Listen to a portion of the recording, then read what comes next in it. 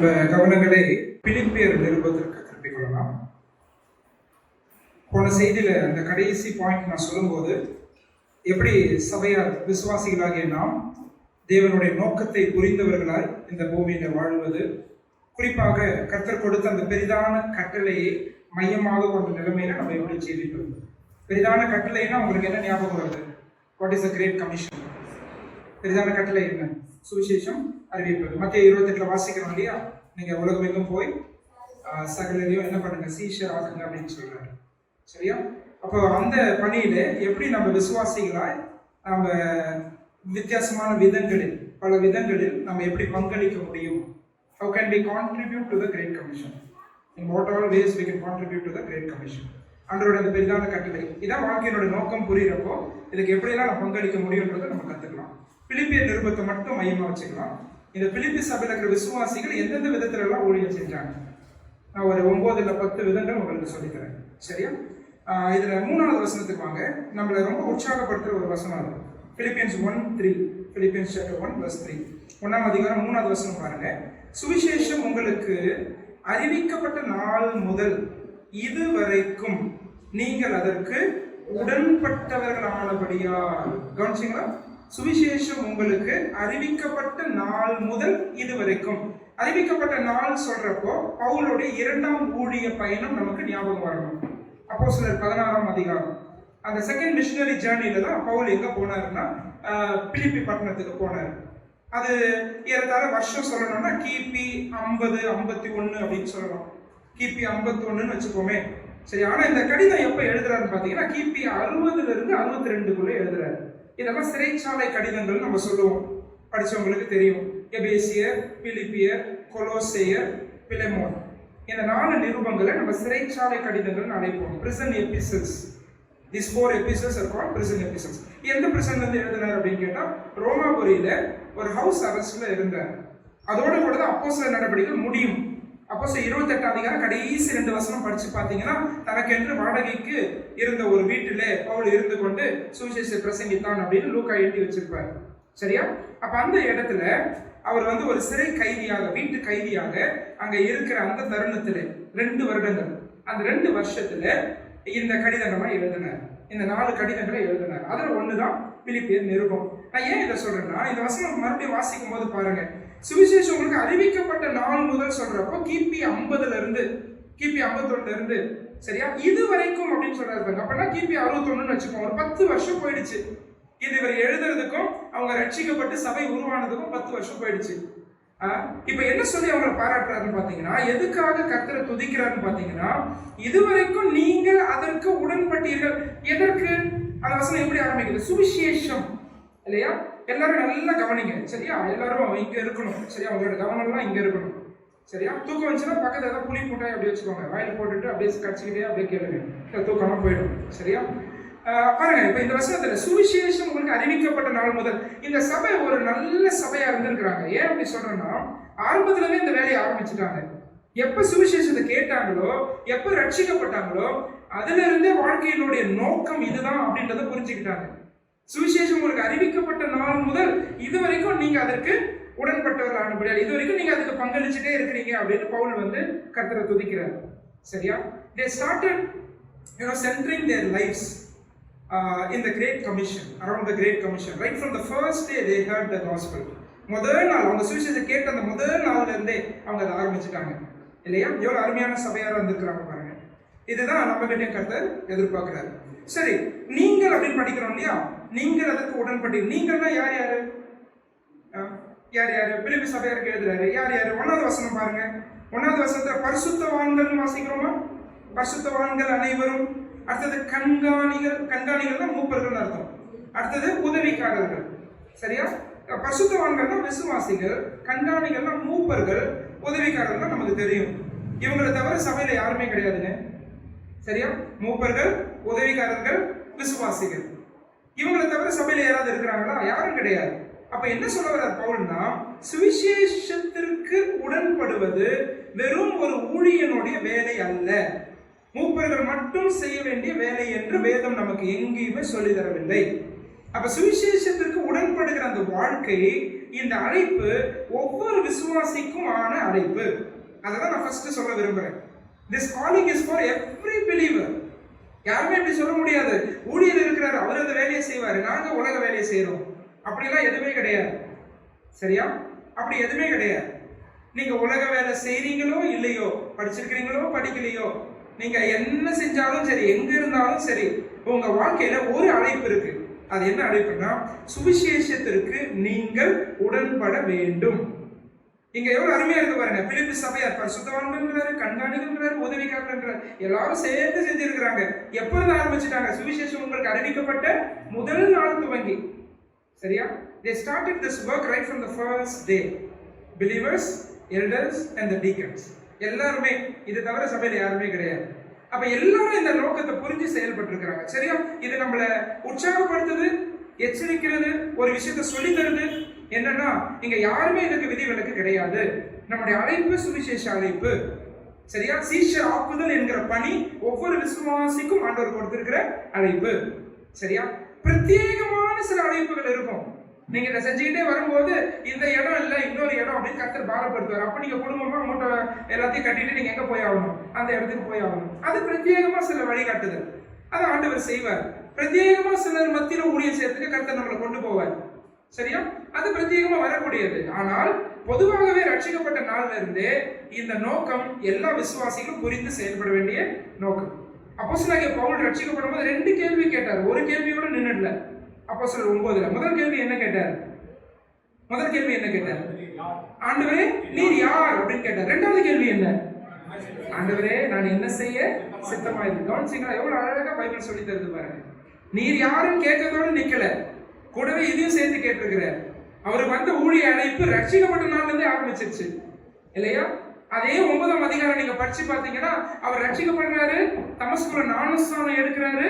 எடுத்த அர்த்த வசனமே தாமதம் இல்லாமல் அப்படின்னு ஆரம்பிக்குது. அப்போஸ்தலர் 9ல தாமதமே இல்லாமல் இந்த இயேசுதான் கிறிஸ்து என்று அவன் எங்கேயும் போய் திருஷ்டாந்தப்படுத்தினான் அப்படின்னு இருக்கு. கவனிச்சீங்களா? அப்போஸ்தலர் பவுல் இதை புரிஞ்சுக்கிட்டாரு. பவுல் இந்த ஃபர்ஸ்ட் நாள்ல இருந்து புரிஞ்சுக்கிட்டாரு. நம்ம கண்கள் இதற்கு திறக்கப்படணும். பிரியமானவர்களே, ஹட்சன் டெய்லர் ஒரு மிஷனரி இப்படி சொன்னாரு. சீனாவுக்கு போன missionary, great commission is not an option to be considered, it is a command to be obeyed அப்படின்னாரு. சரியா? பெரிதான கட்டளை என்பது நீங்க செய்யலாமா வேணாமா, வேணும்னா செய்யலாம், வேணாம்னா விட்டுறலாம் அப்படின்னு சொல்லக்கூடிய ஆப்ஷன் கிடையாது. அது ஒரு தெரிந்தெடுப்பு கிடையாது, அது ஒரு கட்டளை. எல்லாரும் அதுக்கு கீழ்ப்படியணும் அப்படின்னு சொன்னார். எவ்வளவு அர்த்தமுள்ள வார்த்தைகள் தெரியுமா? நம்ம எல்லாருமே இந்த நோக்கத்தை புரிஞ்சு பல விதங்களில் செயல்பட முடியும். அந்த விதங்களில் வித்தியாசம் உண்டு. அதுதான் இப்ப படிக்க போறோம். சரியா? ஆனா ஒண்ணு ஃபர்ஸ்ட் கத்துப்போம். எனக்கு இந்த அழைப்பு கிடையாதுன்னு யாரும் சொல்ல முடியாது. ஒண்ணு அதை புரிஞ்சிக்காம இருக்கலாம், அந்த நோக்கத்தை அறியாமையில இருக்கலாம். ஆனா புரிஞ்சுக்கிட்ட பிறகு நான் இதை செய்யல அப்படின்னு சொன்னா நான் கர்த்தருக்கு கணக்கு கொடுக்க வேண்டியது அவசியம். சரி, எந்தெந்த விதத்துல நம்ம சுவிசேஷத்தை நம்ம வாழ்ந்து காமிக்கலாம் அல்லது பிரசங்கிக்கலாம், எந்தெந்த விதத்துல இந்த கிரேட் கமிஷன் கான்ட்ரிபியூட் பண்ணலாம்? நான் ஒன்னொன்னா ரொம்ப பேசிக்ல இருந்து வரேன். முதலாவதாக வாழ்க்கை முக்கியம். அதை எழுதிக்கோங்க. நம்முடைய வாழ்க்கை சாட்சி நிறைந்த வாழ்க்கையா இருக்க வேண்டும். Our life should be a witness. In that way you are contributing to the great commission. சரியா? நீங்க வாழ்ற வாழ்க்கை மூலமா, சரியா, நீங்க வாழ்ந்து கொண்டிருக்கிற வாழ்க்கை மூலமா அது ரொம்ப சாட்சியா இருக்கணும். இங்க பிலிப்பியர்ல நிறைய இடத்துல அதை வாசிக்கிறோம். 1:27 பாருங்க. பிலிப்பியர் 1ஆம் அதிகாரம் 27வது வசனம் பாருங்க. அதுல கடைசியில ஒரு வார்த்தை வருது பாருங்க, கடைசி வரி. நீங்கள் கிறிஸ்துவின் எவ்விதத்திலும் நீங்கள் கிறிஸ்துவின் சுவிசேஷத்திற்கு பாத்திரராக மாத்திரம் நடந்து கொள்ளுங்கள். கவனிச்சீங்களா? எப்படி படிக்கிறோம் பாருங்க. அதுல நீங்கள் கிறிஸ்துவின் எவ்விதத்திலும் நீங்கள் கிறிஸ்துவின் சுவிசேஷத்திற்கு பாத்திரராக மாத்திரம் நடந்து கொள்ளுங்கள். Walk worthy of the gospel. சரியா? In every way walk worthy of the gospel. நீங்க அதுக்கு பாத்திரரா நடந்து கொள்ளுங்க.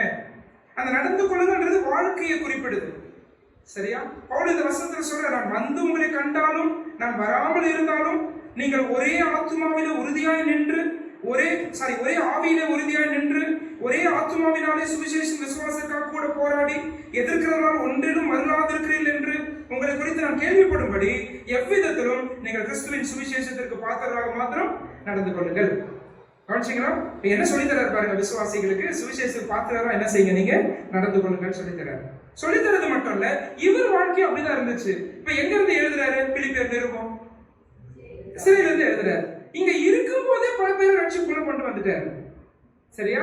இங்க இருக்கும் போதே பல பேர் ரட்சிப்புக்குள்ள கொண்டு வந்துட்டாரு. நீங்க பிலிப்பியர் நிருபம் 4ஆம் அதிகாரத்துக்கு வந்தீங்கன்னா கடைசி நிருபம், இவங்க எல்லாம் உங்களுக்கு வாழ்த்து சொல்றாங்க அப்படின்னு கடைசி அந்த நிருபத்தை முடிக்கிறாரு பாருங்க. அப்படி முடிக்கும் போது ஒரு குறிப்பிட்ட பதத்தை பாருங்க. 22வது வசனம் பாருங்க. 22 படிங்க. பரிசுத்தவான்கள் அனைவரும் விசேஷமாக என்ன சொல்றாரு பாருங்க, ராயனுடைய அரண்மனையில் உள்ளவங்களும். இதை நல்லா கவனிக்கணும். யார் இவங்க? ராயனுடைய அரண்மனையில் உள்ளவங்க உனக்கு வாழ்த்து சொல்றாங்க உங்களுக்கு அப்படின்னு சொன்னா யார் இவங்க? ராயனுடைய அரண்மனையில இவங்க எப்ப ரட்சிக்கப்பட்டாங்கன்னு கேட்டீங்கன்னா, பவுல் இந்த 2 வருஷம் ரோமாபுரி சிறையில இருக்கும்போது அப்படியே அந்த அரண்மனையில இருக்கிறவங்க எல்லாம் சுவிசேஷத்தை கேட்டு நிறைய பேர் அரண்மனையில என்ன பண்ணிட்டாங்க, ரட்சிக்கப்பட்டாங்க. இப்ப அவங்களும் உங்களை வாழ்த்துறாங்க அப்படின்னு எழுதுறாரு. The household of Caesar, they were in the palace. They heard the gospel from Paul. Pavul மூலமா அந்த சுவிசேஷத்தை கேட்கிறாங்க, ரட்சிக்கப்பட்டிருக்காங்க, அவங்களும் விசுவாசிகள் ஆயிட்டாங்க, அவங்களும் உங்களை வாழ்த்துறாங்கன்னு எழுதுறாரு. இந்த சிறையில் இருக்கும்போது ஒனேசிமு ரட்சிக்கப்பட்டார். உங்களுக்கு ஞாபகம் இருக்கு இல்லையா? ஒனேசிமு ரட்சிக்கப்பட்டார். என்னடா பிலமோன் நிருபமே வந்திருக்காரு. இப்படி பவுல் இங்க இருக்கும்போது அவருடைய இந்த சூழ்நிலையை கூட இதை நீங்க நல்லா கவனிக்கணும். இந்த கடினமான சூழ்நிலை. நிறைய நேரத்தில் நம்ம நினைக்கிறோம், நான் ஒரு சகோதரியா எனக்கு இந்த கமிட்மெண்ட்ஸ் எல்லாம் இருக்கு, இதை தாண்டி எங்க பிரதர் சுவிசேஷம் எல்லாம் சொல்றது. சரியா? எனக்கு சகோதரன் ஒரு இதுக்கு நான் வேலைக்கு போறேன் பிரதர், அங்க அதுலயே மாற முடியல, இதை தாண்டி எப்படி நான் சுவிசேஷம் ஈடுபடுறது? இப்ப பாருங்க, பவுல் பாருங்க, இது ஒரு கடினமான சூழ்நிலையா இல்லையா? He was chained இல்லையா? செயின்ஸ்ல தான் இருக்கிறார். ஆனா அவர் சொல்றாரு 1ஆம் அதிகாரம் பாருங்க, பிலிப்பியர் 1ஆம் அதிகாரம் 12வது வசனம் பாருங்க. 12 சகோதரரே, எனக்கு சம்பவித்தவைகள் என்ன சம்பவிச்சிருக்கு? இப்போ என்ன சம்பவிச்சிருக்கு? இப்போ பவுலுக்கு சொல்லுங்க, சத்தமா சொல்லுங்க. நீங்க தப்பா சொல்லுங்க, எனக்கு ரொம்ப உற்சாகமா இருக்கும். சரியா? பதில் சொன்னா எனக்கு சம்பவித்தவைகள் தான் என்ன? இவர் சிறையில இருக்கிறார் இல்லையா? சிறைச்சாலையில் இருக்கிறார்.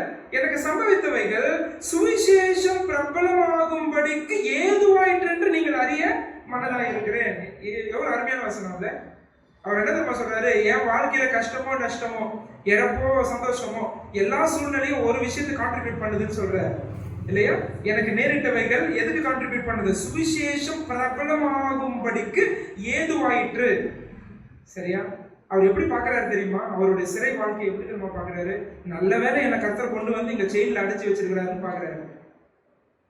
கவனிச்சீங்களா? இந்த மாதிரி நம்ம பார்ப்போமா?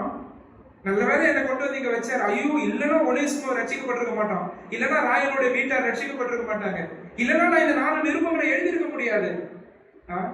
எவ்வளவு வேலை தெரியுமா செஞ்சுட்டாரு அந்த சிறையில இருந்து அந்த 2 வருஷத்துல. அடிக்கினே போலாம் தொடர்ந்து. எவ்வளவு அருமையா சொல்லித்தர. இது நமக்கு என்ன கத்து தருது? வாழ்க்கையினுடைய எந்த சூழ்நிலையும் ஆண்டவருடைய சுவிசேஷத்திற்கு பங்களிக்க, சரியா, அது ஏதுவா இருக்க நீங்க செயல்பட முடியும் அப்படின்றத இந்த வசனம் நமக்கு சொல்லி தருது. கவனிச்சீங்களா? அது எந்த சூழ்நிலையில இருந்தாலும் சரி. ஆண்டவர்கிட்ட அதை கேட்டிருக்கிறீங்களா? ஆண்டவரே, நான் இந்த வியாதியில இருக்கிறேன், இந்த வியாதியை உங்களுடைய நாம மகிமைக்காக நீங்க திருப்புங்க ஆண்டவரே. சரியா? நான் இந்த கஷ்டத்துல இருக்கிறேன், இந்த கஷ்டம் உங்களுடைய மகிமைக்காக தான், எனக்கு தெரியும். அது என்னன்னு நான் பார்க்க விரும்புறேன். நான் இப்படிப்பட்ட ஒரு இக்கட்ல இருக்கிறேன், இப்படிப்பட்ட தனிமையில இருக்கிறேன். எங்க சபையில ஒரு ஆண்டி, அவங்க தனிமை ஆன பிறகுதான் நிறைய சுவிசேஷ ஊழியத்துல ஈடுபட ஆரம்பிச்சாங்க. அவங்க என்னைக்கும் சொல்லுவாங்க, என் தனிமை வந்து it was a blessing in disguise அப்படின்னுவாங்க. அது வந்து ஒரு பெரிய ஆசீர்வாதமா என் வாழ்க்கையில மாறிச்சு அப்படின்னுவாங்க. நிறைய பேருக்கு கொடுக்குறாங்க, நிறைய பேரை கவுன்சிலிங் பண்றாங்க, வட இந்தியாவுக்கு எத்தனையோ இடங்களுக்கு போய் நிறைய பேரை உற்சாகப்படுத்துறாங்க. இது எல்லாத்துக்கும் காரணம் அந்த தனிமைன்னுவாங்க. அவங்க கிட்ட பேசுனீங்கன்னா ஆரம்பத்துல எல்லாம் விட்டு போறப்போ மனசுல கஷ்டம் தான், ஆனா போக போக அந்த வாழ்க்கையை எப்படி மாத்திக்கிட்டாங்க தெரியுமா?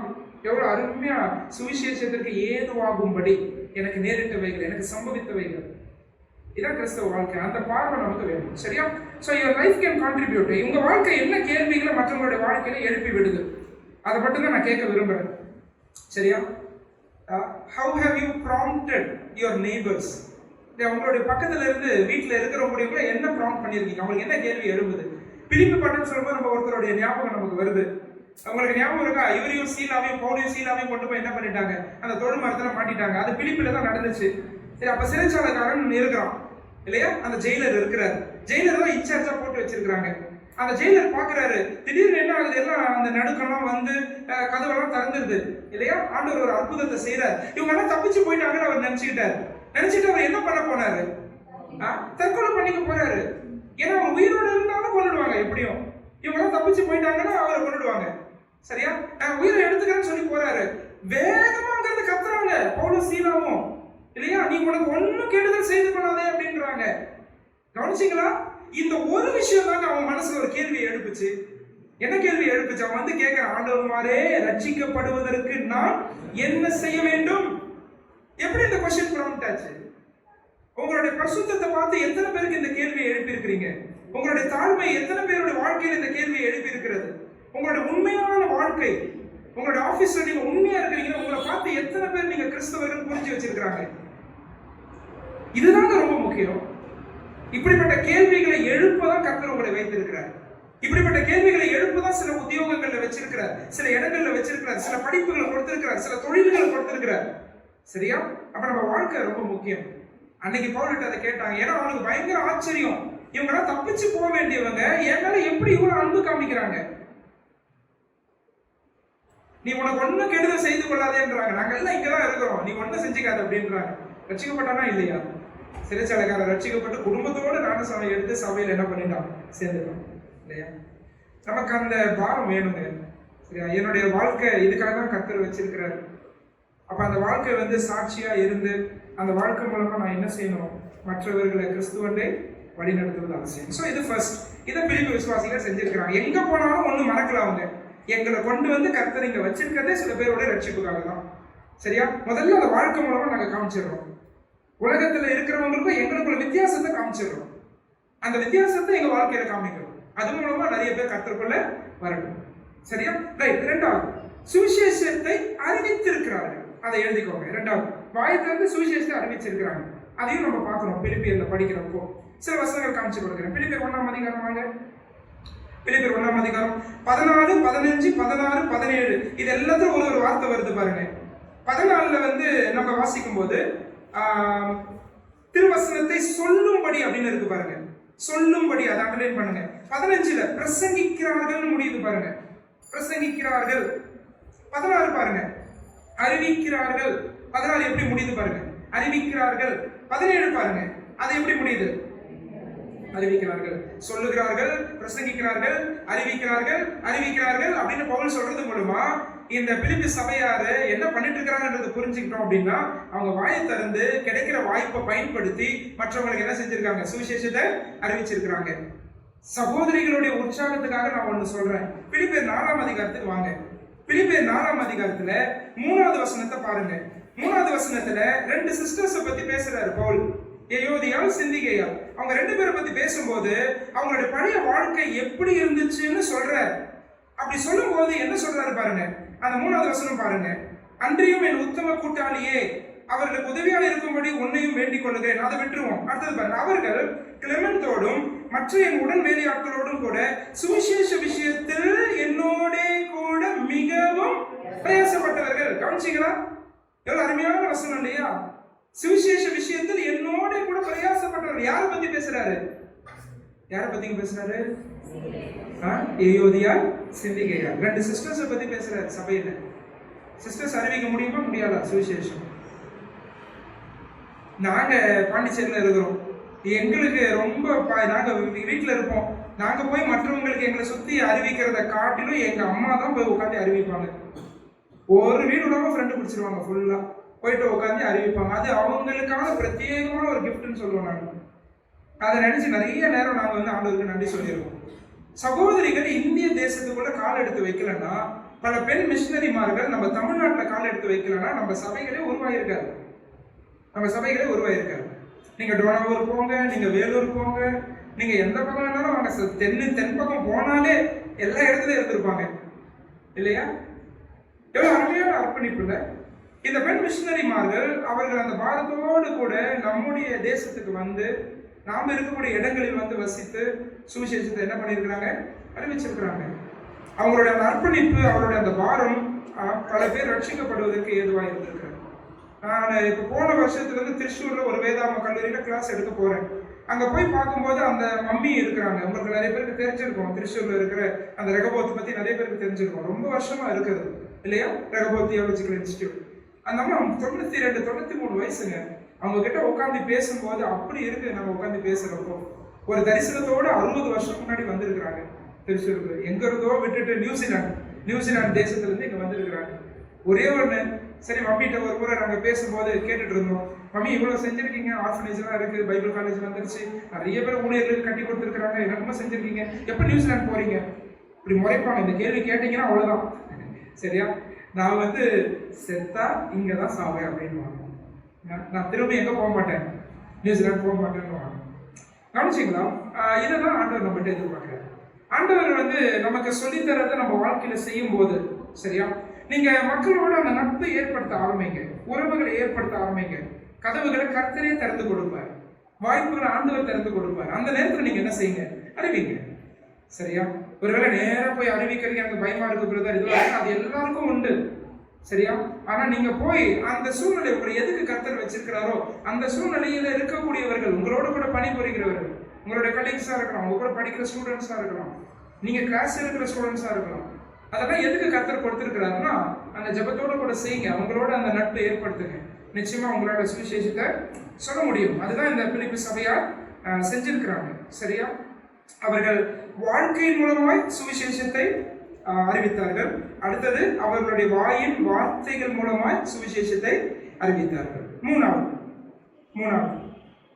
ஜெபம் பண்ணுவது மூலமாய் தேவனுடைய இந்த அருட்பணிக்கு நீங்கள் பங்களிக்க முடியும். praying for missions, தேவனுடைய அருட்பணிக்காக ஜெபிப்பது. இதையும் நம்ம 1ஆம் அதிகாரத்தில் வாசிக்கிறோம். 1ஆம் அதிகாரம் பிலிப்பியர்ல 19வது வசனம் பாருங்க. அதுல உங்கள் வேண்டுதலினாலும் அப்படின்னு எழுதுறாரா?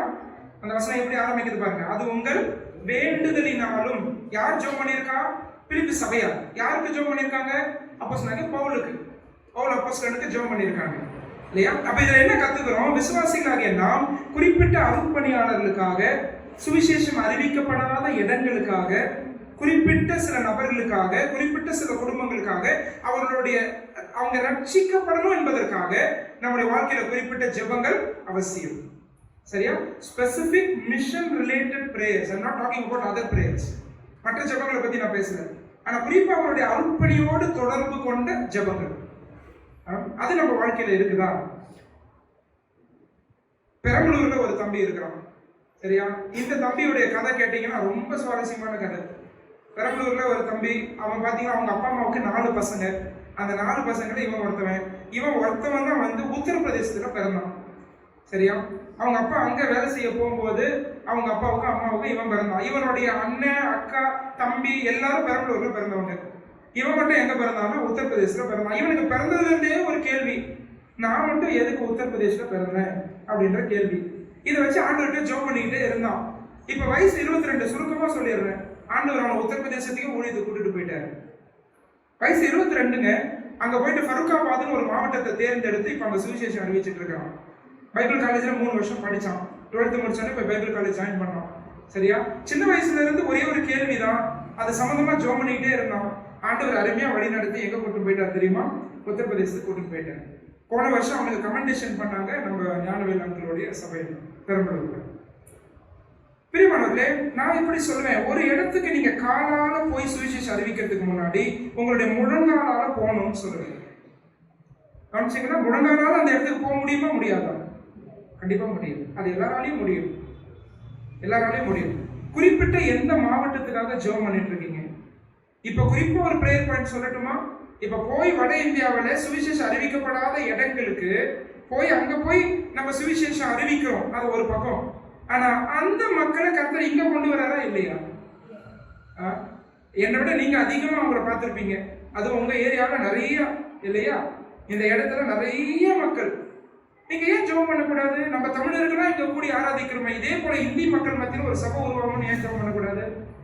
சென்னையில இருக்கு, மதுரையில இருக்கு, இந்த மாதிரி இடங்கள் எல்லாம் உருவாகிட்டே வருது. ஈரோடுல உருவானா எவ்வளவு நல்லா இருக்கும் இல்ல?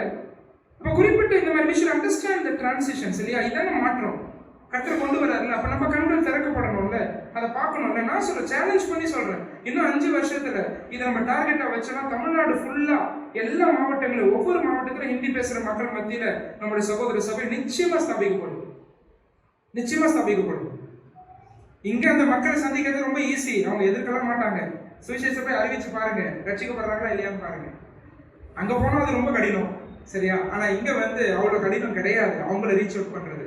நமக்கு அந்த ஜெபம் வேணும், கர்த்தரை சார்ந்து நம்ம வந்து நம்ம யுக்திகள் கற்றுக் கொடுக்குற ஞானத்துல அந்த யுக்திகளை பயன்படுத்துறது அவசியம். சரியா? இப்ப குறிப்பிட்ட ஒரு பழங்குடியினர் வகுப்புக்காக, குறிப்பிட்ட ஒரு நபருக்காக, எத்தனை பேர் உங்களோட ஃப்ரெண்ட்ஸ்க்காக ஒரே ஒரு பேர் சொல்லி ஜெபம் பண்ணுவீங்க? இவர் ரட்சிக்கப்படணும், இவர் ரட்சிக்கப்படணும், எத்தனை பேர் ஜெபம் பண்ணுவீங்க? ஒரு குறிப்பிட்ட குடும்பத்துல எத்தனை பேர் ஜெபம் பண்ணிட்டு இருக்கீங்க? உங்க குடும்பத்திலே ரட்சிக்கப்படாம இருப்பாங்க, கணவனோ மனைவியோ சொந்தக்காரங்களோ, அவங்களுக்காக நம்ம ஜெபிக்கிறோமா? சோ இதான் இவங்க செஞ்சுட்டு இருந்தாங்க பிலிப்பி சபையார். சரியா? அருட்பணியாளர்களுக்காக, அவரோட குடும்பங்களுக்காக, சரியா, அவங்க என்ன செய்யறாங்க? ஜெபிக்கிறாங்க. அது மட்டுமல்ல, சுவிசேஷம் அறிவிக்கப்படாத மக்கள் அவங்க ரட்சிக்கப்படணும்னு அவங்க என்ன செய்யறாங்க? ஜெபிக்கிறாங்க. So let us pray. இது ஒரு கிளிஷே மாதிரி எடுத்துக்க வேண்டாம் பிரேயர். நான் காலையில இருந்து அதை சொல்லிட்டு இருக்கிறேன். praying for missions, let it be specific. அது உங்க வாழ்க்கையில குறிப்பிட்ட நிலைமையில இருக்கட்டும். அந்த உயிரோட்டமான ஜெபங்கள் இருக்கட்டும், கருத்தாய் பண்ற ஜெபங்கள் இருக்கட்டும், போராடுகிற ஜெபங்களா இருக்கட்டும். அந்த ஜெபங்கள், அந்த கண்ணீருக்கு கர்த்தர் என்ன செய்வார்? நிச்சயமா பதில் கொடுப்பார். வருஷங்களோடு போராடுங்க, ஆண்டவர் அதற்கு பதில் கொடுப்பார். சரியா? நாலாவது இவருடைய உபகரணங்களை அருட்பணிக்காக செலவிட்டார்கள், கொடுத்தார்கள். உபகரணங்கள் சொல்றது ரிசோர்சஸ். இவங்களுடைய ஏதுக்கள், உபகரணங்கள், சரியா, ரிசோர்சஸ் எல்லாம் பயன்படுத்தி இருக்காங்க. எதுக்காக? கிரேட் கமிஷனுக்காக, காஸ்பல் ஒர்க்காக பயன்படுத்தி இருக்காங்க. என்னெல்லாம் பயன்படுத்தினாங்க பிலிப்பி சபை? உங்களுக்கு ஏதாவது ஞாபகம் வருதா? என்னெல்லாம் பயன்படுத்தி, எந்தெந்த விதத்துல உபகரணங்கள் பயன்படுத்துச்சு? என்னென்ன ரிசோர்சஸ் கொடுத்தாங்க சுவிசேஷ ஊழியத்துக்காக? நீங்க அப்போஸ்தலர் 16ஆம் அதிகாரத்துக்கு வந்தீங்கன்னா, அப்போஸ்தலர் 16ஆம் அதிகாரத்துக்கு வாங்க. அங்கதான் அந்த பிலிப்பினோட அந்த ஸ்டார்டிங் ஒர்க் பண்ணார் இல்லையா பவுல். அதுல 16ஆம் அதிகாரத்தினுடைய 40வது வசனம் பாருங்க, கடைசி வசனம் பாருங்க, படிங்க. அவர்கள்லாம் பவுலும் சீலாவும் சிறைச்சாலையிலிருந்து இப்ப வெளியே வராங்க. புறப்பட்டு எங்க போறாங்க பாருங்க, நேரா லீதியாளிடத்திற்கு போய் சகோதரரை கண்டு அவர்களுக்கு ஆறுதல் சொல்லி. லீதியாளிடத்துல போய் சகோதரரை கண்டுன்னா என்ன தெரியுமா? நீங்க என்ன லூக்கா சொல்ல வர்றது தெரியுமா? லீதியாளுடைய வீட்டுலதான் பிலிப்பி சபை கூடி வருகிறது. கவனிச்சிங்களா? லீதியாள் எதை திறந்து கொடுத்திருக்கிறாங்க? ஆண்டவருக்காக வீட்டை திறந்து கொடுத்திருக்கிறாங்க. இந்த பட்டணத்துக்கு பவுல் வரும்போது, பவுல் வந்து வேத புஸ்தகத்தை திறந்தார். வேத புஸ்தகத்தை திறந்த உடனே ஆண்டவர் லீதியாளுடைய இருதயத்தை திறந்தார். லீதியாளுடைய இருதயத்தை திறந்த பிறகு அந்த அம்மா வீட்டை திறந்து கொடுத்துட்டாங்க. யாருக்காக? ஆண்டவருக்காக, அவருடைய பிள்ளைகளுக்காக, அருட்பணிக்காக அவருடைய வீட்டை திறந்து கொடுத்தார்கள். She was a very rich business merchant. ரொம்ப பணக்காரங்க அவங்க. ரத்தாம்பரம் சாதாரணமான தொழில் கிடையாது அந்த நாட்கள்ல. நீங்க படிச்சு பாத்தீங்கன்னா ரொம்ப இன்ட்ரெஸ்டிங்கா இருக்கும். சரியா? அப்படிப்பட்ட தொழில் செய்தவர்கள். ஆனாலும் அவங்க அந்த வசதி, அந்த வீடு, அதெல்லாமே யாருக்காக கொடுக்குறாங்க? ஆண்டவருக்காக கொடுக்குறாங்க. சரியா? பிலிப்பி பட்டணத்துல நிறைய பாடுகள், சாதாரண விஷயம் கிடையாது. அந்த விசுவாசிகள் ரொம்ப போராட்டம், நிறைய பாடுகள். பிலிப்பியர் நிருபம் படிச்சு பார்க்கும்போது நீங்க பயப்படாதீங்க நிறைய எழுதுறாரு. அங்க உள்ள அந்த பாடுகளை குறித்து எழுதுறாரு. ஆனாலும் இந்த அம்மா தைரியமா அவங்களோட வீட்டை கருத்திற்காக கொடுத்திருக்கிறாங்க. இரண்டாவது, பணத்தை கொடுத்தார்கள். அருட்பணிக்காக, அருட்பணியாளர்களுக்காக பணம் கொடுத்தார்கள். பிலிப்பியர் நிருபம்னு சொன்ன உடனே நமக்கு இது ஞாபகம் வந்துடும். ஏன்னா பவுல் வந்து எதுக்காக அவங்களை பாராட்டி எழுதுறாரு, கர்த்தரை ஸ்தோத்திரிக்கிறாரு? அதுல ஒரு விஷயம், அவங்க கொடுத்ததுக்காக, கொடுக்கக்கூடிய சபையாக இருந்தார்கள். அதை பிலிப்பியர் 4ஆம் அதிகாரத்துல வாசிக்கிறோம். பிலிப்பியர் 4ஆம் அதிகாரம் வாங்க. அதுல 16வது வசனம் பாருங்க, 16ல இருந்து பாருங்க. நான் தெசலோனிக்கேல இருந்த போதும் என் குறைச்சலை நீக்கும்படி நீங்கள் 2வது தரம் அனுப்பினீர்கள். ஏற்கனவே ஒரு முறை அனுப்பிச்சிருக்காங்க, இப்ப 2வது முறை அனுப்பிச்சிருக்காங்க கிஃப்ட். கவனிச்சீங்களா? இதை சொல்லிட்டு அடுத்த வசனத்துல சொல்றாரு பாருங்க.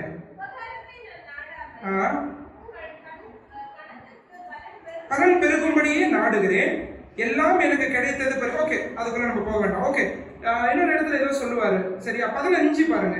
15ல மேலும் பிலிப்பியரே, சுவிசேஷத்தின் ஆரம்பத்திலே நான் மக்கதோனியாவில் இருந்து புறப்பட்ட போது கொடுக்கல் வாங்கல் காரியத்தில் நீங்கள் மாத்திரம் எனக்கு உடன்பட்டதே அல்லாமல் வேறொரு சபையும் உடன்படவில்லை என்று நீங்கள் அறிந்திருக்கிறீர்கள். எவ்வளவு அருமையான ஒரு கமெண்டேஷன் இல்ல? எவ்வளவு அருமையான அப்ரிசியேஷன் பாருங்க. இந்த சபையை பத்தி சொல்றாரு, அந்த ஆரம்ப கால ஊழியங்கள். சரியா? அப்ப பவுல் செய்யும் போது ஏராளமான பாடுகள். அந்த நேரத்துல நிறைய நேரங்கள்ல அவரே தொழில் செய்ய வேண்டியதா இருந்துச்சு, அதெல்லாம் நமக்கு தெரியும் இல்லையா? ஆனாலும் இந்த நேரத்துல எந்த சபை அவருக்கு உதவி செஞ்சிருக்காங்க பாருங்க, பிலிப்பி சபை தான் உதவி செஞ்சிருக்காங்க. அதை எப்படி சொல்றது பாருங்க, வேற எந்த சபை எனக்கு அதுல உடன்படலன்ற, நீங்க தான் எனக்கு அதுல உடன்பட்டீங்கன்னு சொல்றாரு. அது ஒரு முறை இல்ல, நான் தெசலோனிக்கேல இருந்த போது 2வது தரம் எனக்கு அனுப்பினீர்கள் அப்படின்றார். So they were a giving church. சபை, இந்த சபை எப்படி இருந்துச்சுன்னா சுவிசேஷத்துக்காக, ஊழியத்துக்காக, ஊழியக்காரர்களுக்காக அவங்க என்ன செய்திருக்கிறாங்க, பணத்தை கொடுக்கக்கூடிய சபையாரா இருந்திருக்கிறாங்க. சரியா? அது ரெண்டாவதா நம்ம பார்க்க முடியும். முதல்ல பார்த்தோம், லீதியால் வீட்டை திறந்து கொடுத்தாங்க. அதே போல பணம் கொடுத்த சபையாரா இருந்திருக்கிறாங்க. சரியா? இந்த மாதிரி சரியா அவர்களுடைய பலன், சரியா அவர்களுடைய எல்லா விதமான திறன்கள் இதெல்லாம் என்ன செஞ்சிருக்காங்க அப்படின்னா கர்த்தருக்காக கொடுத்திருக்கிறாங்க. சரியா? எனக்கு ஞாபகம் வந்து சிலதை உங்களுக்கு காண்பிக்கிறேன். ஒருவேளை நீங்க கூர்ந்து படிச்சீங்கன்னா உங்களுக்கு இன்னும் நிறைய பார்க்க முடியும். ஆண்டவர் நம்ம கொடுத்திருக்கிற இந்த ரிசோர்சஸ் கர்த்தருக்காக பயன்படுதா, அதான் கேள்வி. ஆண்டவர் கொடுத்திருக்கிற அழகா இருக்கட்டும், பலனா இருக்கட்டும், ஆண்டவர் கொடுத்திருக்கிற படிப்பா இருக்கட்டும், ஆண்டவர் கொடுத்திருக்கிற அறிவா இருக்கட்டும், ஆண்டவர் கொடுத்திருக்கிற வேலை, ஆண்டவர் கொடுத்த திறன்கள், ஸ்கில்ஸ், நிறைய பேர் நான் சொல்லிக்கிட்டே போவேன். அந்த மாதிரி ஏராளமான உதாரணங்கள் நாங்கள் மிஷன் ஃபீல்ட்ல பாக்குறது. சரி, அவங்க இங்க இருந்தாங்கன்னா செழிப்பா இருந்திருப்பாங்க. சமீபத்துல பீகார் போயிருந்தப்ப ககரியான் அப்படின்ற மாவட்டத்துல தமிழர்கள் நடத்தக்கூடிய ஒரு பள்ளிக்கூடம். அந்த பள்ளிக்கூடத்துல ஏறத்தாழ 2000 மாணவர்கள் படிக்கிறாங்க. அந்த 2000 மாணவர்களுக்கு டீச் பண்ணக்கூடிய ஆசிரியர்களை பார்த்தீங்கன்னா இங்க எல்லாம் பிஎட் டிகிரி முடிச்சு பெரிய பெரிய இன்ஸ்டிடியூஷன்ஸ்ல வேலை பார்த்தவங்க. எல்லாத்தையும் விட்டு தூக்கி போட்டுட்டு அந்த மிஷன் ஸ்கூல்ல வந்து வேலை செய்யறாங்க. அந்த பிள்ளைகளுக்கு சொல்லி தராங்க. இதுல அவங்களுக்கு இழப்பான்னு கேட்டா பெரிய இழப்பு, சரீர பிரகாரமா சொல்லணும்னா. சரியா? ஆனா இதெல்லாம் விட்டு எங்க வந்திருக்கிறாங்க அப்படின்னா அந்த பீகார் தேசத்துக்கு வந்து அங்க என்ன செய்யறாங்கன்னா அந்த பள்ளிக்கூடத்துல என்ன செய்யறாங்க, அவங்களுடைய திறமைகளை, அவங்களோட திறன்களை, அறிவெல்லாம் அங்க பயன்படுத்துறாங்க ஆண்டவருக்காக. இந்த ஒரு ஸ்கூல் ககரியாவில் இருக்கிறதுனால சுத்தி இருக்கிற கிராமங்களுக்கு எல்லாம் வெளிச்சம். சரியா? இந்த ஒரு ஸ்கூல் அங்க இருக்கிறதுனால அன்னைக்கு ஒரு 5 மினிட்ஸ் ஸ்பீச் கொடுக்க எனக்கு கொடுத்தாங்க. ரொம்ப அருமையா இருந்துச்சு. அந்த ஸ்கூலுக்கு போனதே பெரிய பிளெஸிங்கா இருந்துச்சு. எனக்கும் லிடியாவும் ஒரு டீம் கூட்டிட்டு போயிருந்தோம், ஒரு 8 பேர். ரொம்ப ரொம்ப சந்தோஷமா இருந்துச்சு. அவங்க சொன்னாங்க எங்க கிட்ட, என்ன படிக்கிறாங்களோ படிக்கலையோ, அவங்க பிஎட்லாம் முடிச்சிருக்காங்களோ இல்லையோ, ஆனா மிஷனரி தாகத்தோட வராங்களா, எங்க ஸ்கூல் அவங்களுக்காக திறந்திருக்கு அப்படின்னு சொன்னாங்க. யார் வேணா இங்க வந்து வேலை செய்யலாம் அப்படின்னாங்க. சம்பளம் நாங்க கொடுக்குறோம், தங்கறதுக்கு இடம் கொடுக்குறோம், சாப்பாடு கொடுக்குறோம். இங்க இருக்கிற மாதிரி சம்பளம் எதிர்பார்க்காதீங்க, தென்னிந்தியாவில் இருக்கிற மாதிரி அவ்வளவு கிடைக்காது.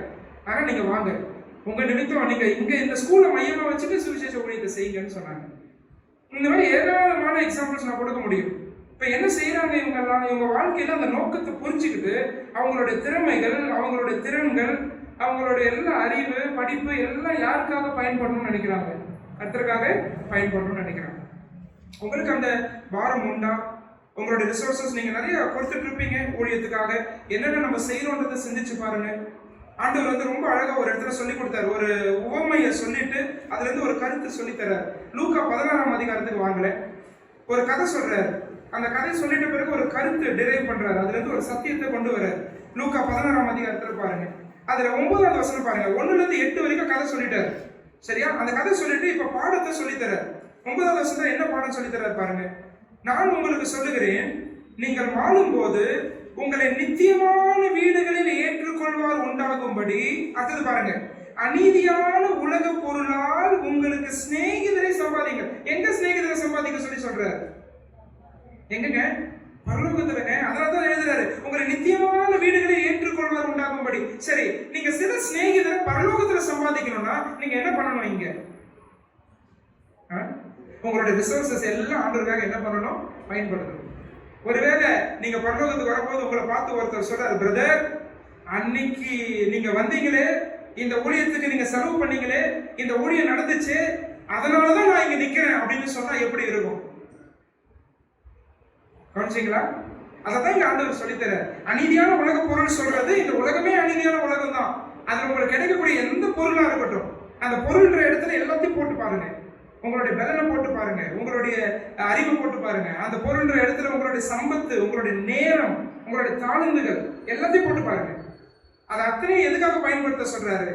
சிநேகிதரை அங்க சம்பாதிங்க, உங்களை நித்தியமான வீடுகளை ஏற்றுக்கொள்வார் உண்டாகும்படி. இதுதாங்க புத்திசாலித்தனமான வாழ்க்கை. சரியா? நம்முடைய ரிசோர்சஸ், நம்முடைய ஏதுக்கள், நம்முடைய உபகரணங்கள் எல்லாம் கர்த்தருக்காக பயன்படட்டும்.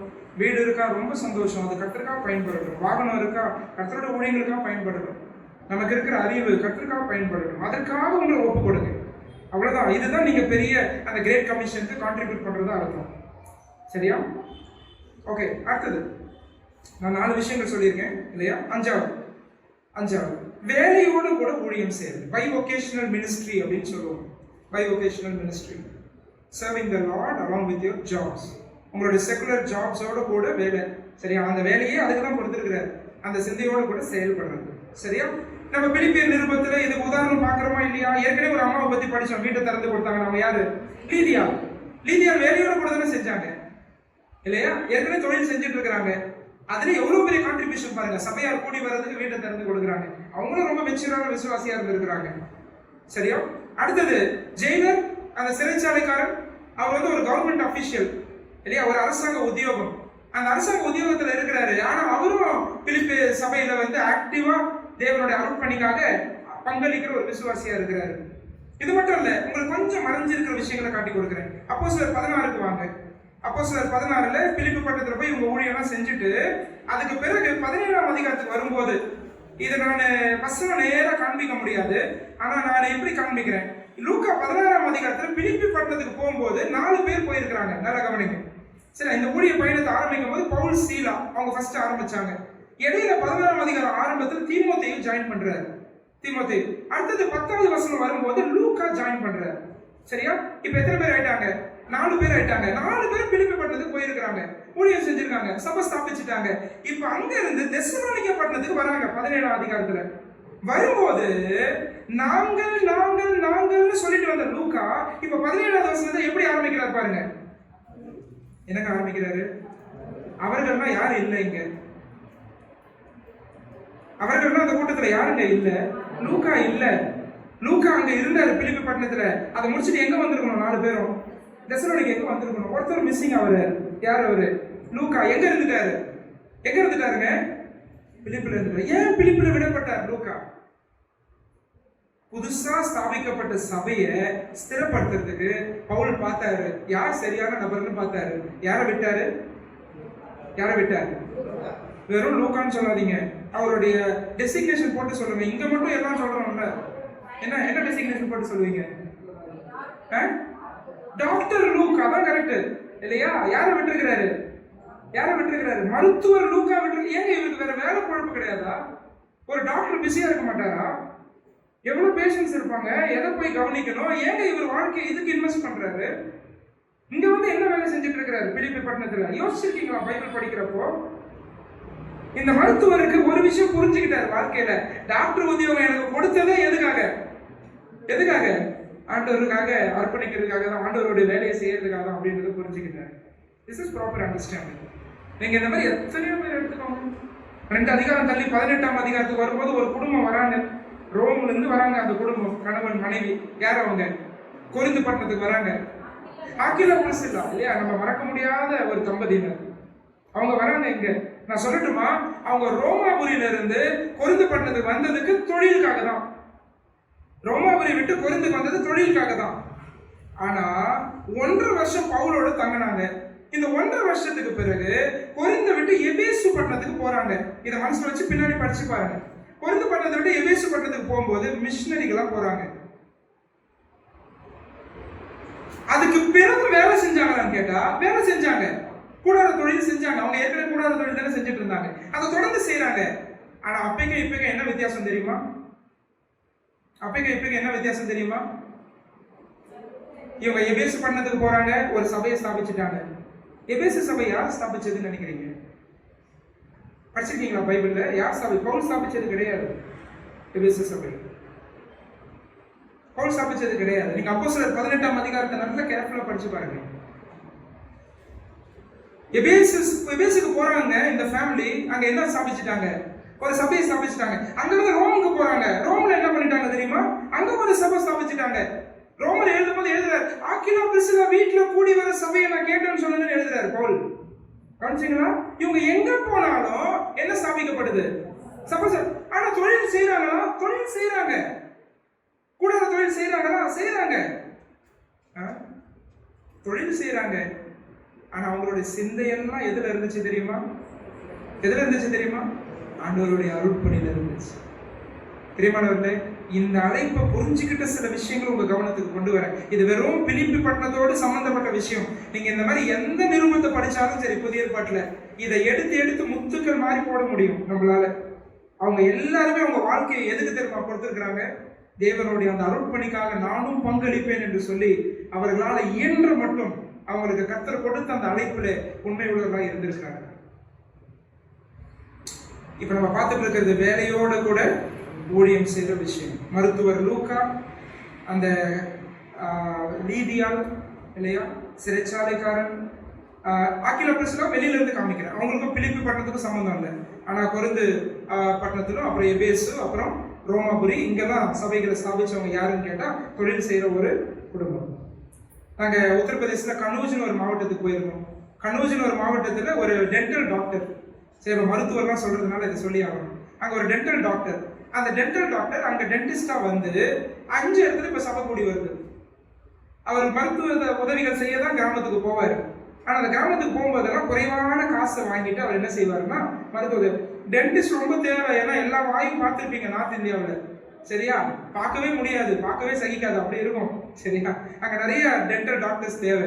இவர் போனாருங்க. நாங்க பார்க்கும்போது ஸ்டன் ஆயிட்டோம். அங்க போயிட்டு ஒரு முழு நேர ஊழியர் அங்க முக்கிய வேலை செஞ்சு நிற்கிறாரு. ஆத்மாக்கள் கிடைக்கல. இவர் போய் அசால்ட்டா 5 சபைகளை ஸ்தாபிச்சாரு. 5 சபை வீட்டுல கூடி வருது. ஒவ்வொரு கிராமங்களும் ஒரு வீட்டுல கூடி வருது, ஹவுஸ் சர்ச்சஸ். யார் செஞ்சாரு இதை? ஒரு முழு நேர ஊழியர் கிடையாது. யார் செஞ்சா? வேலையோடு கூட இந்த சிந்தையோடு கூட ஊழியத்துக்காக செயல்பட்டாங்க. A lot of examples. உங்களுடைய வாழ்க்கையை பத்தி நீங்க தான் சிந்திக்கணும். இதுல நீங்க செய்யற வேலையிலிருந்தே ஆரம்பிங்க. உங்களை எங்க கர்த்தர் வச்சிருக்கிறாரோ அந்த இடம் தான் என்னுடைய அர்ப்பணி தலம் அப்படின்ற புரிதல் எனக்கு அவசியம். அந்த இடம் தான் என்னோட மிஷன் ஃபீல்டு. அந்த சின்ன பொண்ணுக்கு அந்த அறிவு இருந்துச்சுங்க. ஒரு சின்ன பொண்ணை சீரியாவுக்கு கடத்திட்டு போறாங்க. சீரிய தேசத்துக்கு கடத்திட்டு போறாங்க. அங்க போகும்போது அவ வந்து எப்படி போறான்னா ஒரு என்ன சொல்ற, ஒரு கேப்டிவா போறான், ஒரு சிறை கைதியா போறான். ஞாபகம் இருக்கா அந்த பொண்ணு? அங்க போனா யார் வீட்டுல இருந்தா? நாகமான் வீட்டுல இருந்தா இல்லையா? எவ்வளவு கோபம் இருந்திருக்கும் அந்த பொண்ணுக்கு நாகமான் மேல. ஏன்னா அவன் தான் மெயின் காரணமே இல்லையா? அவன் தான் படை தளபதி. ஆனா அவனுக்கு குஷ்டம் இருந்துச்சு. நான் ஒருவேளை அந்த பெண்ணோட இடத்துல இருந்தா இவன் அப்படியே வந்து சாகட்டும்னு விட்டுருப்பேன். அப்படிதான் நம்மள நிறைய பேர் யோசிப்போம். ஆனா இந்த பெண்ணை பாருங்க, ஒரு அறிவு இருந்துச்சு. நான் இங்க வந்திருக்கிறது சிறை கைதியா வந்திருக்கலாம், என்னை பிடிச்சிட்டு வந்திருக்கலாம். ஆனா என்னை இங்க கொண்டு வந்ததுக்கு பின்னாடி கர்த்தருக்கு ஒரு நோக்கம் உண்டு. அதை புரிஞ்சுக்கிட்டா அந்த பெண்ணு. அதை யோசிக்கிறா, ஜெபிக்கிறா. அவளுக்கு தேடி ஒரு ஆஃபர் வருது. அப்ப சொல்றா அந்த வேலைக்காரி அந்த பொண்ணு வந்து அந்த எஜமானி அம்மா கிட்ட சொல்றா, இஸ்ரவேல்ல ஒரு தீர்க்கதரிசி இருக்கிற, எலிசா தீர்க்கதரிசி இருக்கிற, அவர்கிட்ட போனா என்ன கிடைக்கும்? சுகம் கிடைக்கும். இவ யாரு தெரியுமா? என் பார்வையில she was a cross cultural missionary. மாற்று கலாச்சாரத்துல ஊழியம் செய்யக்கூடிய ஒரு அருட்பணியாளர்னு சொல்லுவேன். அவளுக்கு ஒரு டைட்டில் கொடுக்க சொன்னீங்கன்னா நான் அப்படிதான் சொல்லுவேன். She understood the calling of her life. அவருடைய வாழ்க்கையினுடைய அந்த அழைப்பை புரிஞ்சுக்கிட்டாங்க. அந்த அழைப்பை புரிஞ்சுட்டு ஒரு பெரிய படைத்தலைவன் ரட்சிக்கப்படுறதுக்கு அவன் அங்க போய் சொல்லிட்டு வராங்க. சுகம்லாம் கிடைச்ச பிறகு சொல்லிட்டு வரான். அங்க வந்து கொஞ்சம் மண்ணு எடுத்துட்டு போட்டுமான்னு கேட்கறான். சொல்லிட்டு அவன் சொல்றான், இனி நான் சேவிச்சா இந்த தேவனை தவிர யாரையுமே என்ன பண்ண மாட்டேன், சேவிக்க மாட்டேன்னு சொல்லிட்டு போறாங்க. இந்த இவ்வளவு பெரிய நபருக்கு ரட்சிப்பு கிடைச்சது யாரு பயன்படுத்தினார்? கர்த்தர். ஏன்னா ஒரே ஒரு காரணம் தான், தான் போயிருக்கிற இடத்துல சாதகமோ பாதகமோ சந்தோஷமோ கெடுதியோ அது ஒரு சிந்தை இருக்கு அந்த பெண்ணுக்கு. நான் வந்திருக்கிற இடம், நான் வேலை செய்யற இடம், நான் தொழில் செய்யற இடம், இதுதான் என்னோட அருட்பணி தலம். இங்க கர்த்தரை எப்படி வெளிப்படுத்த போறேன், இங்க கிறிஸ்துவை எப்படி வெளிப்படுத்த போறேன்? நீங்க கேட்டு பாருங்க ஆண்டவர்கிட்ட. ஆண்டவர் வாய்ப்பு தராரா இல்லையான்னு பாருங்க. ஆண்டவரே, நான் வேலை செய்யற இடத்துல எப்படி கிறிஸ்துவை வெளிப்படுத்தணும் எனக்கு சொல்லித்தாங்க ஆண்டவரே. ஆண்டவர் சொல்லி தருவாரு. அடுத்த நிமிஷம் கதவை தட்டுவார் ஆண்டவர். ஒருத்தர் வந்து கேட்பாரு, சரியா? ஒண்ணுமே செஞ்சிருக்க மாட்டீங்க. ஒருத்தர் வந்து கேட்பார், கேட்டு ரட்சிக்கப்பட்டு போவார். ஆண்டவர் அதை செய்வாருங்க. தானியேலை பத்தி படிக்கிறோம் இல்லையா பைபிள்ல? இதை விட ஒரு பெஸ்ட் எக்ஸாம்பிள் என்ன சொல்ல முடியும்? தானியேலும் ஒரு சிறை கைதி இல்லையா? 15 ல இருந்து 20 வயசுங்க. எத்தனை பேர் அந்த வயசுல இருக்கிறீங்கன்னு தெரியல.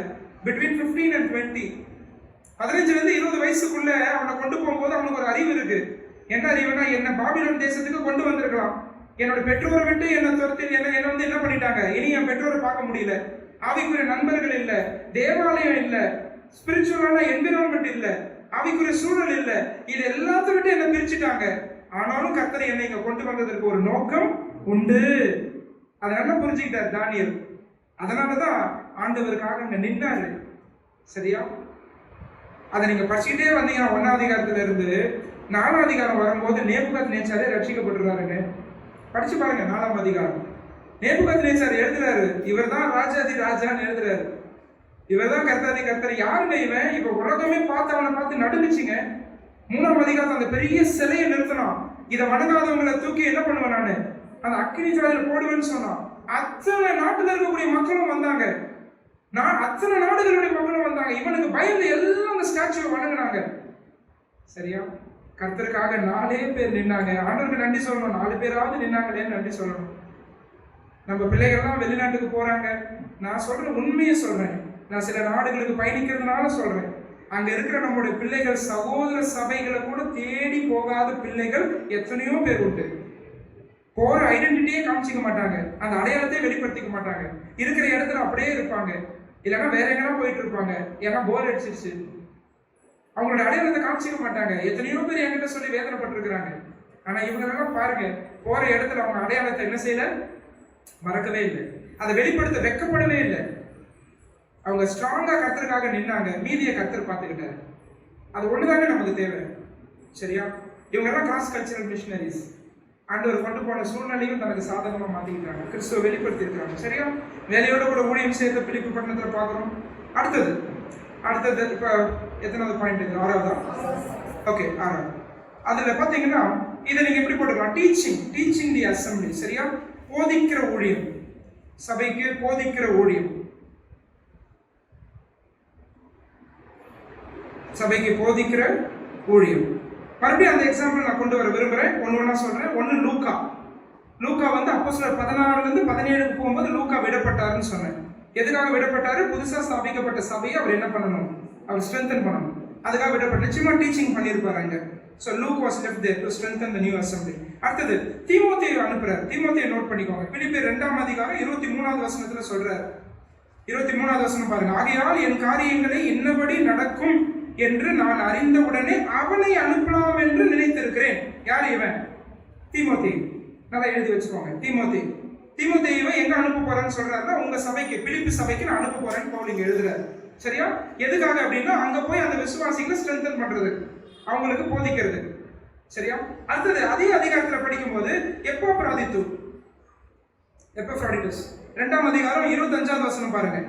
மேலும் என் சகோதரனும் உடன் வேலையாலும் உடன் சேவகனும் உங்கள் ஸ்தானாபதியும் என் குறைச்சலுக்கு உதவி செய்கிறவனுமான எப்பாப்ராதித்துவை உங்களிடத்தில் அனுப்ப வேண்டும் என்று எண்ணினேன். கவனிச்சிங்களா? எதுக்கு எப்பப்ராடிட்டஸ் அனுப்பணும்? மறுபடியும் அங்க போய் அங்க டீச் பண்ணணும், அந்த சபைக்கு போய் டீச் பண்ணணும் இல்லையா? அப்ப விசுவாசிகள் அங்கே வளர்ந்து வர, கிறிஸ்துவின் சாயல வளர, அவங்களை உற்சாகப்படுத்த அந்த சபைக்கு போதனையாளர்கள் தேவைப்பட்டுச்சு. அந்த போதிக்கிறவர்களை பவுல் என்ன செஞ்சிருக்கிறார்? அந்த சபைக்கு என்ன பண்ணிருக்கிறாரு? அனுப்பிட்டே இருந்திருக்கிறார். சரியா? இதெல்லாம் நமக்கு சொல்லி தரது. ஒருவேளை வேதத்தை கற்றுத்தரக்கூடிய கிருபை உங்களுக்கு கற்று தந்திருக்கிறாரா? அதை செய்யுங்க. அந்த விதத்துல நீங்க என்ன பண்றீங்க? ஆண்டவருடைய பெரிதான கட்டளைக்கு நீங்க என்ன செய்றீங்க? கீழ்ப்படுகிறீங்க. அந்தியோகியா சபை உங்களுக்கு ஞாபகம் இருக்கா? அப்போஸ்தலர் 11ஆம் அதிகாரம் படிச்சு பாத்தீங்கன்னா, அந்தியோகியா, சீரியா அந்தியோகியா, பைபிள்ல 2 அந்தியோகியா இருக்கு. அதுல ஒண்ணு அந்த சீரியா அந்தியோகியா.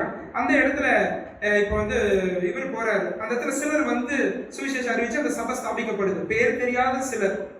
சரியா? விசுவாசிகள் ஊழியம் செஞ்சு அந்தியோகியா சபையை ஸ்தாபிச்சிருக்கிறாங்க. சரியா? இப்ப வந்து பர்னபா வரார். எருசலேம்ல இருக்கிற சபையார் அதை கேள்விப்படுறாங்க. இங்க ஒரு கூட்டம் ரட்சிக்கப்பட்டிருக்காங்க, அங்க நம்ம பர்னபாவை அனுப்பி வைக்கலாம் அப்படின்னு சொல்லி பர்னபாஸை அனுப்பி வைக்கிறாங்க. அப்படி அனுப்பி வச்ச பிறகு பர்னபா வந்து அங்க ஊழியம் செய்யறாரு. நிறைய பேர் ரட்சிக்கப்படுறாங்க. ஒரு தேவையை உணர்ந்து பாக்குறாரு பர்னபா. ஒரு தேவை இருக்காங்க, என்னன்னா அந்த சபைக்கு போதிக்கணும். சபையார் இப்ப நிறைய பேர் சபையில சேர ஆரம்பிச்சுட்டாங்க, நிறைய பேர் ரட்சிக்கப்பட ஆரம்பிச்சுட்டாங்க. தேவ கிருபை அங்க பாக்குறாரு பர்னபா. இப்ப ஆவியானவர் அவர் கொடுக்கிற சிந்தனை என்ன தெரியுமா? தர்சு அப்படின்ற ஊர்ல சவுல்னு ஒருத்தன் இருக்கிறான், அவனை பிடிச்சு என்ன பண்ணணும்? கூட்டிட்டு வரணும் அப்படின்ற சிந்தைய யாரு கொடுக்கிறார்? ஆண்டவர் பர்னபாவுக்கு கொடுக்கிறார். நேரம் போறாரு, டார்சஸ்க்கு போறாரு. ஆன்டியோக்ல இருந்து ஏறத்தாழ 90 மைல் தூரம். அங்க போயிட்டு சவுலை சந்திச்சு அங்க இருந்து சவுல் கிட்ட சொல்றாரு, எப்பா அந்தியோகியால ஒரு தேவை இருக்குப்பா, உன்னோட தேவை இருக்கு, நீ வா அப்படின்னு சொல்லி என்ன பண்றாரு? அங்க கூட்டிட்டு வர. அங்க என்ன தெரியுமா வாசிக்கிறோம்? ஒரு வசனம் பாருங்க, ரொம்ப அருமையான வசனம். இருவரும் கூடி 1 வருஷம் அங்க ஊழியம் செஞ்சாங்க, போதிச்சாங்கன்னு வாசிக்கிறோம். அதோட விளைவு எப்படிலாம் இருந்துச்சு தெரியுமா? அப்போஸ்தலர் 11 பாருங்க, 26 பாருங்க. அப்போஸ்தலர் 11:26, 26வது வசனம் பாருங்க.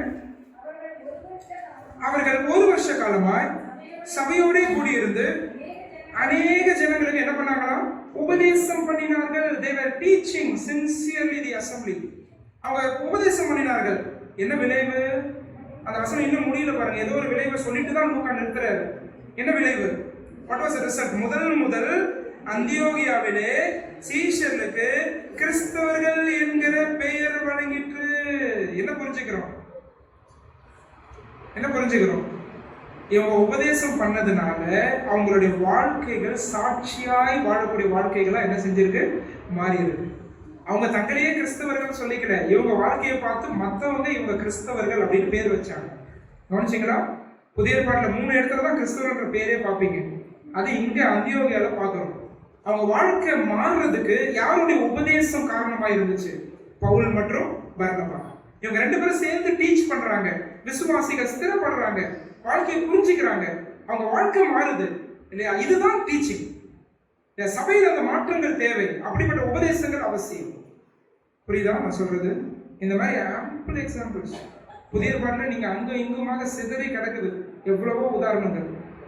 அவங்க டீச் பண்றாங்க, விசுவாசிகள் வாழ்க்கையில ஸ்திரப்படுறாங்க, கிறிஸ்துவ போல மாறுறாங்க, மாற மாற மாற மாற அவங்க மற்றவங்களுக்கு சுவிசேஷம் அறிவிச்சு அவங்க ரட்சிக்கப்படுறாங்க. இப்படியே போயிட்டே இருக்குது இல்லையா?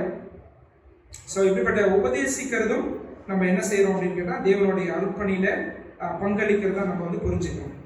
ஓகே, அடுத்தது 7வது ஷார்ட் டேர்ம் மிஷன்ஸ்னா குறுகிய கால அர்ப்பணி. அதை எழுதிக்கோங்க, குறுகிய கால அர்ப்பணி, ஷார்ட் டேர்ம் மிஷன்ஸ். சரியா? ஷார்ட் டேர்ம் மிஷன்ஸ் அப்படின்னு சொன்னா ஒரு இடத்துல போய் இந்த பிலிப்பி பட்டணத்துக்கு சில பேர் கொஞ்சம் மாசங்கள் மட்டும் இருந்தாங்க. கொஞ்சம் மாசங்கள் இருந்து அவங்களுக்கு என்ன வரங்கள் கர்த்தர் கொடுத்தாரோ அதை என்ன செய்யறாங்க? அதை பயன்படுத்திட்டு அதுக்கு பிறகு அங்க இருந்து போயிடுறாங்க. இதான் ஷார்ட் டேர்ம் மிஷன்ஸ். அதே எக்ஸாம்பிள்ஸ் நம்ம நோட் பண்ணிக்கலாம். லூக்கா, தீமோத்தேயு, எப்பஃப்ரோடிட்டஸ் இவங்க எல்லாருமே பாத்தீங்கன்னா they were involved in short term missions. ஒரு இடத்துல போய் நீண்ட கால ஊழியத்துக்காக கர்த்தர் என்ன அழைக்கிறாரு, முழு நேரமா செயல்படணும் அப்படின்னாலும் நல்லது, அந்த அழைப்பு இருந்தா நல்லது. இல்ல எனக்கு இப்படிதான் லீவு சேர்த்து வச்சிருக்கேன் பிரதர். எனக்கு தெரியும் நிறைய சகோதரிகள், ஒருத்தர் ரயில்வேஸ்ல ஒர்க் பண்ற, அவர் ஒரு வருஷம் ஃபுல்லா லீவ் சேர்த்து வைப்பார். அந்த லீவ் சேர்த்து வச்சு பார்த்தா ஏறத்தாழ 20-25 நாள் வரும். இந்த 25 நாள் வட இந்தியாவுக்கு வந்துருவார். இந்த 25 நாள் வந்துட்டு எங்கேயும் குடும்பத்தை கூட்டிட்டு கோத்தகிரிக்கும் ஊட்டிக்கும் போற ஆள் கிடையாது. நேரம் எங்க வருவார் அப்படின்னா வட இந்தியாவுக்கு வருவார். வந்துட்டு அந்த 25 நாளும் அவரால் இயன்ற மட்டும் அங்க கர்த்தர் என்ன ஊழியர்களை கொடுக்கிறாரோ அந்த வாய்ப்புகளை அவர் என்ன செய்வார்? பயன்படுத்துவார். இந்த மாதிரி நிறைய பேர் எனக்கு தெரியும். சென்னையில ஒரு ஃபேமிலி, ராயபுரம் சபையை சேர்ந்த ஒரு குடும்பம், அவங்களுடைய அழைப்பே இந்த ஷார்ட் டேர்ம் மிஷன்ஸ் தான். ஒரு இடத்துக்கு போவாங்க, அங்க இருந்து அந்த சபையை ஸ்திரப்படுத்துவாங்க, அங்க புதுசா ஆட்களை சேர்ப்பாங்க, எப்படி எல்லாம் செய்யலாம்னு சொல்லி கொடுப்பாங்க, சொல்லிட்டு அங்க இருந்து வேற இடத்துக்கு போயிடுவாங்க. இப்படி அவங்க இப்ப 3வது இடத்துல இருக்கிறாங்க. அந்தந்த இடங்கள்ல பெரிய பெரிய எழுப்புதல்கள் உருவாகிறது. இது பேர் தான் குறுகிய கால அர்ப்பணி.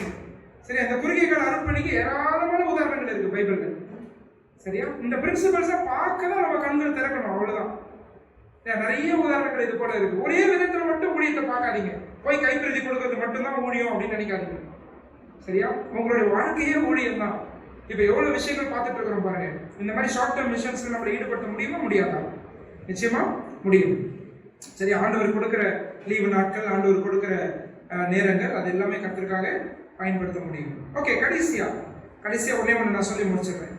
Encouraging, helping, mentoring the church believers to contribute for missions. நான் இதையும் கொண்டு வரேன். அதாவது விசுவாசிகள், சபையில் இருக்கிற விசுவாசிகளை உற்சாகப்படுத்தி அவங்க அருட்பணியில பங்களிக்க அவங்களுக்கு உதவி செய்ய வேண்டும். இது சபையில மிகவும் அவசியம். இப்ப நான் இன்னைக்கு செய்தி கொடுத்துட்டு போயிட்டே இருப்பேன், இதோட எப்போ வருவேன்னு தெரியாது. சரியா? ஆனா நீங்க எல்லாம் எங்க இருக்க போறீங்க? இங்க தான் இருப்பீங்க. அப்ப இங்க இருக்கிற உங்களுடைய ஸ்தல சபை, சரியா, இந்த சபையில உங்களுக்கு ஆண்டவர் இந்த வேலையை வச்சிருக்கிறார். நீங்க என்ன செய்யணும்னா இருக்கக்கூடிய விசுவாசிகள் அவர்களை ஊக்குவிக்க வேண்டும், அவளை உற்சாகப்படுத்த வேண்டும், உதவி செய்ய வேண்டும். எதுக்குன்னா அவங்களும் இந்த கிரேட் கமிஷனுக்கு என்ன பண்ணணும்? கான்ட்ரிபியூட் பண்ணணும். கேளுங்க, அக்கௌண்டபிலிட்டி வைங்க. இந்த வேலையில இருக்கிறீங்களே, எத்தனை பேருக்கு சுவிசேஷம் சொன்னீங்கன்னு கேளுங்க. இதுக்கான என்ன முயற்சிகள் எடுத்தீங்கன்னு சொல்லி டிஸ்கஸ் பண்ணுங்க. அதுக்கு நம்ம சபையா என்ன பண்ணலாம்னு கேளுங்க. சரியா? அதுதான் நடக்கணும் திருச்சபையில. கர்த்தருடைய வாஞ்சை, விருப்பம் அதுதான். இங்க ஒரு நபரை உற்சாகப்படுத்த சொல்லி பவுல் சொல்றாரு. அந்த பகுதிக்கு நேரா திருப்புங்க. பிலிப்பியர் 4ஆம் அதிகாரத்துக்கு வாங்க. பிலிப்பியர் 4ஆம் அதிகாரம், அதுல ஏற்கனவே இந்த வசனம் வாசிச்சோம், மறுபடியும் வாசிக்கலாம். 2-3 வசனங்களை யாராவது வாசிங்க. எல்லாரும் அந்த வசனங்களை நல்லா கவனிங்க. பிலிப்பியர் 4:2-3 வசனங்கள். கர்த்தருக்குள் ஒரே சிந்தையா இருக்க எயோதியாளுக்கும் சிந்திகையாளுக்கும் புத்தி. அப்படின்னா நம்ம புரியுது, ஒரே சிந்தையா இவங்க இல்ல. சரியா? ரெண்டு சகோதரிகள் ஒரே சிந்தையா இல்ல, அவங்களுக்குள்ள ஏதோ கருத்து வேறுபாடுகள் வந்திருக்கு, இதனால ஒற்றுமை குறைஞ்சிருக்கு. இப்ப ஒரே சிந்தையா இருக்க நான் என்ன செய்யறேன்? புத்தி சொல்றேன்னு சொல்றாரு. நான் புத்தி சொல்றேன்னு சொல்லிட்டு அடுத்த வசனத்துல பாருங்க, ஒரு நபர் கிட்ட கேட்கிறாரு, நீ அவங்களுக்கு உதவி செய் அப்படின்றாரு. இவங்களுக்குள்ள ஒற்றுமை கெட்டு போயிருக்கு, அந்த ஒற்றுமை வர்றதுக்கு நீ உதவி செய் அப்படின்னு சொல்றாரு. அடுத்த வசனம் பாருங்க, 3வது வசனம் பாருங்க. அன்றியும் என் உத்தம கூட்டாளியே, பாருங்க அவரோட பேர் நமக்கு கொடுக்கப்படல, யாரு இவருக்கு தெரியல. ஆனா பவுல் இவர்கிட்ட கொடுத்திருக்கிற ஊழியம் என்னன்னு கேட்டீங்கன்னா, சபையில ஒற்றுமை கலைஞ்சு இருக்கு, கெட்டு போயிருக்கு, ரெண்டு பேரும் பேசிக்காம இருக்கிறாங்களே, இவங்க ரெண்டு பேரும் பேச வைப்பா, அதான் உங்க ஊழியம்னு சொல்றாரு. கவனிச்சீங்களா? எதுக்கு பேச வைக்கணும்? இப்ப அதான் கேள்வி. எதுக்கு இவங்க ரெண்டு பேருக்குள்ள ஒற்றுமையை சேர்க்கணும்? ஒற்றுமை குறைஞ்சு இருக்கு, மறுபடியும் ஒற்றுமை வரணும். எதுக்கு? படிங்க, தொடர்ந்து படிங்க. என் உத்தம கூட்டாளியே, அவருக்கு உதவியாக இருக்கும்படி உன்னையும் வேண்டிக் கொள்ளுகிறேன். எதுக்குன்னு பாருங்க, அவர்கள் கிளம்பந்தோடும் மற்ற என் உடன் வேலையாட்களோடும் கூட சுவிசேஷ விஷயத்தில் என்னோட கூட மிகவும் பிரயாசப்பட்டார்கள். அவர்களுடைய நாமங்கள் ஜீவ புஸ்தகத்தில் இருக்கிறது. என்னோட கூட மிகவும் பிரயாசப்பட்டாங்க. ஒரு காலத்துல என்னோட கூட சேர்ந்து ஊழியம் செஞ்சாங்க. ஆனா என்ன தெரியுமா சோகமான காட்சி? இப்ப அவங்களுக்குள்ள இருக்கிற கருத்து வேறுபாடால அந்த ஊழியத்தை விட்டுட்டாங்க. கவனிச்சீங்களா? சுவிசேஷம் அறிவிக்க முடியல, அதுக்காக பிரயாசம் எடுக்க முடியல. ஏன்னா எங்க பிரச்சனை வந்துருச்சு? சபைக்குள்ள பிரச்சனை வந்துருச்சு, இவங்க ரெண்டு பேரும் இடையே பிரச்சனை வந்துருச்சு. அதனால நோக்கம் கெட்டு போயிருக்கு. பவுல் எப்படி பாக்குறாரு பாருங்க, எப்படிப்பட்ட பார்வை பாருங்க, இல்லையா? இப்ப ஒருத்தவங்க கிட்ட சொல்றாரு, நீ போய் கொஞ்சம் ஹெல்ப் பண்ணுப்பா, அவங்க ரெண்டு பேரும் ஒருத்தர் மன்னிக்க கொஞ்சம் உதவி செய், அவங்க ரெண்டு பேரும் ஒருத்தர் ஏற்றுக்கொள்ள கொஞ்சம் உதவி செய், ஒருத்தர் தாங்கிறதுக்கு கொஞ்சம் உதவி செய். ஏன்னா அவங்க ரொம்ப அருமையான சகோதரிகள், அவங்க முன்னாடி நிறைய என்ன பிரயாசம் எடுத்திருக்கிறாங்க. ஆனா இப்ப பிசாசு அதை என்ன பண்ணிட்டான்? தடை பண்ணி வச்சிருக்கான். அதுக்கு உதவி செய். நான் சொல்லட்டுமா? ஒருவேளை கர்த்தர் உங்க யாருக்கிட்டையாவது இந்த உதவியை இன்னைக்கு கேட்கிறாருன்னு வச்சுப்போம், நீங்க அதை செய்வீங்களா மாட்டீங்களா? ஒரே ஒரு உதவி உங்ககிட்ட கேட்கிறாரு. சபையில ஒருத்தவன் அவனுக்கு நல்ல அந்த வாஞ்சம் உண்டு, இப்ப கொஞ்சம் டவுன் ஆகிருக்கான், அவனை கொஞ்சம் தூக்கி விடுன்னு சொல்றாரு. அதாவது அவங்க ரெண்டு பேரும் முன்னாடி நல்லா இருந்தாங்க, ஆனா இப்ப கொஞ்சம் பிரச்சனை இருக்கு. அவங்க ரெண்டு பேரும் என்ன பண்ண? சேர்த்து விட்டா போதும், அவங்க வேலையை பார்த்துருவாங்க. புரியுதா? பிசாசு எங்க கை வைக்கிறான் பாருங்க. வெளியில சுவிசேஷம் அறிவிக்கப்படுறதுக்கு தடை கொண்டு வரணும்னு சொல்லி எங்க கை வைக்கிறான்? உள்ளதான். ஏன்னா இங்க சாட்சி கேட்டுச்சுன்னா அவங்களால போய் சுவிசேஷம் அறிவிக்க முடியாது. நம்ம ஒப்புரவாகுதலின் செய்தியை கொண்டு போறோம், ஒப்புரவாகுதல் நமக்குள்ள இல்லைன்னா அவங்க என்ன கேட்பாங்க? வெளியில உள்ளவங்க முதல்ல இந்த சுவிசேஷம் உங்க ஆளுங்களுக்கு அறிவிங்க அப்படின்னுவாங்க. ஏன்னா நீங்களே என்ன பண்ணி இருக்கிறீங்க? பிரிஞ்சு இருக்கிறீங்களே. அது நடக்கக்கூடாதுன்னா பவுல் ஒரு நபர் இடத்துல, அவர் பேர் தெரியல, ஆனா அந்த ஒரு நபர் இடத்துல கெஞ்சுற, நீ அவங்களுக்கு உதவியாரு, நீ என்னோட உத்தம கூட்டாளி, என்னுடைய பெஸ்ட் ஃப்ரெண்ட் நீ தான், நான் ஒன்னு நம்புறேன், சின்சியரான ஃப்ரெண்ட், இந்த உதவி செய் அப்படின்ற. தெரியுமானவர்களே, ஆண்டவர் ரொம்ப தெளிவா நம்மளுக்கு இந்த காரியங்களை பேசிட்டு இருக்கிறாரு. நம்ம எல்லாரும் இங்க இருக்கிற சிறியோர் முதல் பெரியோர் வரைக்கும், சகோதர சகோதரிகள், இன்னைக்கு சகோதரிகளுக்கும் நிறைய உற்சாகம் கிடைச்சிருக்கு. எல்லாருமே இணைந்து ஆண்டவருடைய அருட்பணிக்காக பங்களிக்க வேண்டும். இந்த ஒரு 8-9 விஷயங்கள் பார்த்தோம். இதில் நீங்க உங்களை எங்க பாக்குறீங்க? அதை நீங்க இன்னைக்கு வீட்டுல போய் உட்காருங்க. மதியானம் போய் தூங்காதீங்க, மதியானம் போய் உட்காருங்க, ஆண்டவர் சமூகத்துல உட்காருங்க. ஆண்டவரே, எனக்கு எதுக்காக இந்த வேலையை கொடுத்தீங்க? எனக்கு எதுக்காக இந்த பணத்தை கொடுத்துருக்கீங்க? எதுக்காக இத்தனை ரிசோர்சஸ்?